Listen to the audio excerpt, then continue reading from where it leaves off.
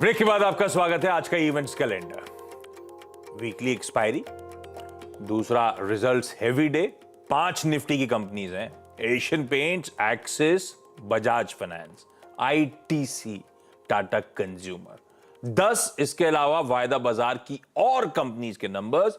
अब 10 के नाम तो नहीं पढ़ पाऊंगा, वो सारे रिजल्ट्स आपकी स्क्रीन पर आ जाएंगे और फिर उसके बाद कैश वाले जोड़ दीजिए। इस तरह से रिजल्ट्स हेवी डे।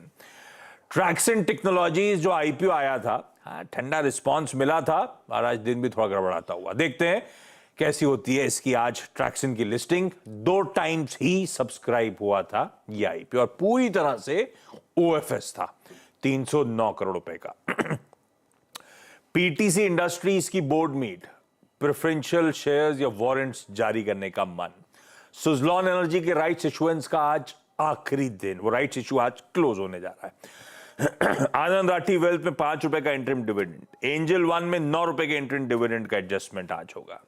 यूएस में 2 इंपॉर्टेंट नंबर्स आने, जॉबलेस क्लेम्स और दूसरा, क्योंकि रियल एस्टेट बहुत क्लोजली वॉच आउट होता है, एग्जिस्टिंग होम सेल्स के आंकड़े।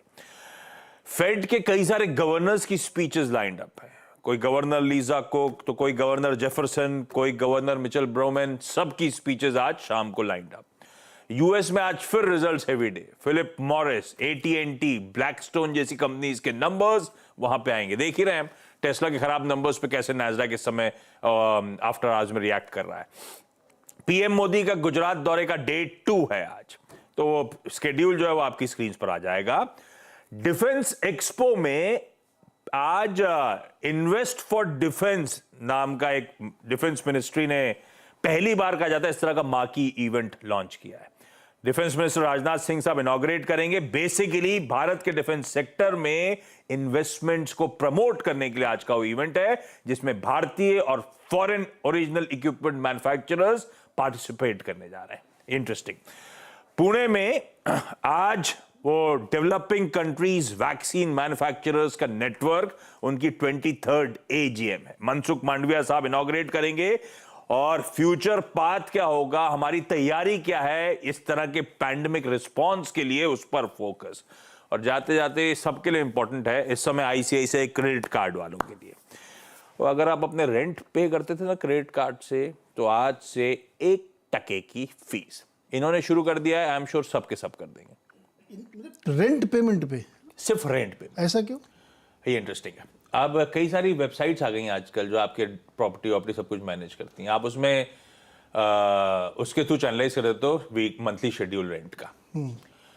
उसमें से सिर्फ एक ही मैंने पढ़ा है जो एग्रीमेंट मांगती है आपसे कि ओनर के साथ जो एग्रीमेंट है वो चुपका हुआ, उसके बाद रेंट। बाकी सब में आप बस, मैं आपका नाम डाल दूं, आप मेरे ओनर, और हर महीने आपको 40,000 रुपये 50,000 रुपये का ट्रांजैक्शन। आप मेरे ओनर ना हो, मैंने फ्री में पैसा उठा लिया और ये पैसा घुमा दिया सिस्टम में, समझा आप? तो ये ओरिजिनल एक तो होम ओनर्स नहीं थे। आप इसमें कहा जा रहा था कई सारे लोग अपने फैमिली मेंबर्स को क्रेडिट पे पैसा उठाया, 0 कॉस्ट पे घुमा दिया, वो 30 दिन 40 दिन का पीरियड घूम के पैसा वापस आ गया, ये करा जाता था। क्रेडिट कार्ड की जो मूल भावना वो डिस्क्रिशनरी स्पेंडिंग है ना।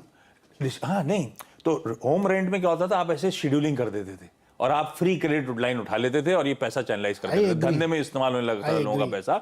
तो सिर्फ रेंट वाले जो एग्रीमेंट्स के लिए, रेंटल हाउस एग्रीमेंट्स के लिए आप जो पैसा करते थे उस पर अब 1% चार्ज है, और इसने करा है तो आई एम श्योर बाकी सारे क्रेडिट कार्ड्स में ये होना। लेकिन मेरा इसमें मूल सवाल वही कि आपने डिस्क्रिशनरी स्पेंडिंग के लिए क्रेडिट कार्ड दे रखा, मैं उस पैसे का क्या इस्तेमाल करता हूँ, उस हिसाब से क्या लेना देना? हर महीने अगर मान लीजिए मैं रेंट नहीं पे करता हूँ, लेकिन हर महीने में 50,000 रुपये आपसे क्रेडिट लेता हूँ सेम डेट पे, तब क्या करेंगे आप?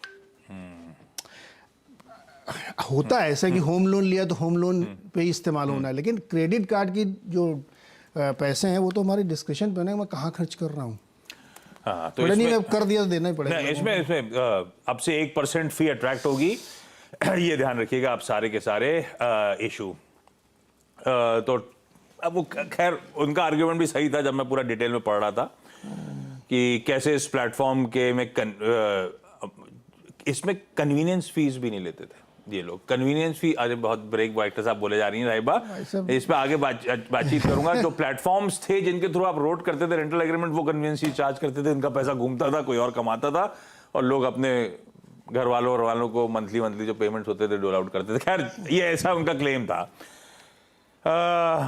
ब्रेक ले लेता हूं जाते जाते। दिखाइए एसजीएक्स निफ्टी, प्रेशर थोड़ा सा बढ़ ही रहा है, 360 के आसपास खुलने के इंडिकेशन एसजीएक्स की तरफ से आ रहे हैं। ब्रेक ले लेते हैं, ब्रेक के उस पार जब लौटेंगे और समय रहा तो इस आईसीआईसीआई के मुद्दे पर भी बातचीत करेंगे, और लेकिन सीधा सौदा की शुरुआत करनी है। नमस्कार।